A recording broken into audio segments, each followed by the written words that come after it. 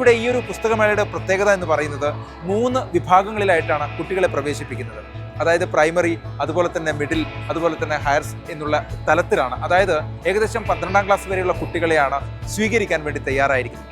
ഇനി കുട്ടികൾ മാത്രമല്ല കേട്ടോ, രക്ഷിതാക്കളും ഒക്കെ ഈ ഒരു പുസ്തകോത്സവത്തിന്റെ ഭാഗമാകുന്നുണ്ട്. കാരണം നാളത്തെ കുട്ടികളെ വാർത്തെടുക്കാൻ വേണ്ടി പുസ്തകം എത്രമാത്രം സംഭാവന ചെയ്യുന്നു എന്നതിനപ്പുറം അവരുടെ ക്രിയേറ്റിവിറ്റി, അവരുടെ വായനാശീലം ഇതൊക്കെ വളർത്തിയെടുക്കുക എന്നതുകൂടിയാണ് ഈ ഒരു പുസ്തകോത്സവത്തിന്റെ പ്രത്യേകത.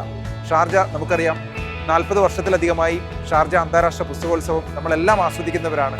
അതിനിടയിലാണ് ഈ കുട്ടികളുടെ പുസ്തകോത്സവം 15 വർഷമായിട്ട് ഷാർജയിൽ നടക്കുന്നത്.